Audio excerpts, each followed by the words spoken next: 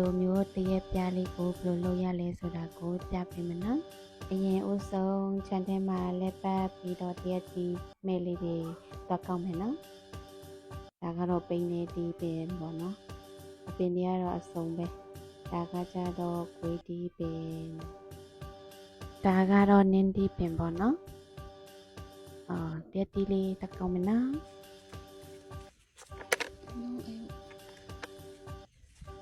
ဒီတရားတော့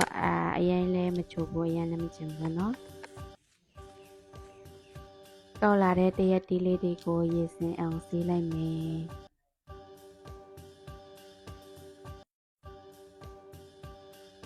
စေးပြီးတော့ပြီးဆိုရင်အခုခွာမယ်เนาะ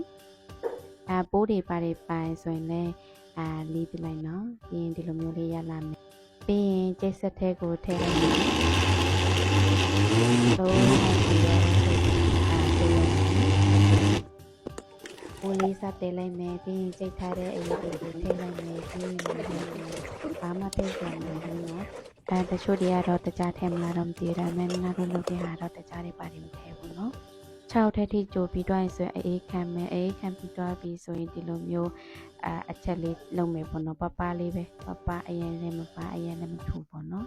ဒါကကြောင့်နာတော့ကျတော့ကိုယ်တိုင်စားဖို့ပဲဆိုတော့ကြောင့်မို့လို့ဒီလိုမျိုး plastic အိတ်လေးပေါ်မှာပြလေးပလေးထည့်ပေါ့နော်ဒီလိုမျိုးအနေထားလေးရောက်ပြီးပေါ့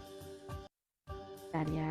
ကနေလမ်းမယ်ပေါ့နော်နေလမ်းပြီးတော့ပြီးဆိုအရင်6ပြီးဆိုဒီလိုမျိုးလေးဖြစ်လာမယ်ဒီလိုအရောင်လေးပေါ့နော်ဒါဆိုရင်စားလို့ရပါပြီရင်ဒါတော့မင်းသမီးလေးကခွာနေရပေါ့နော်ဒီလိုအထေထားလေးရောက်ပြီးပေါ့အရင်လည်းမထူအရင်လည်းပါတာတော့အိမ်မှာစားဖို့ပဲဆိုတယ်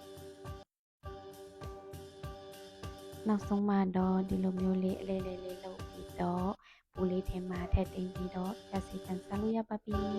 ဒီချိုတဲ့ရက်စီတိုင်းချုံက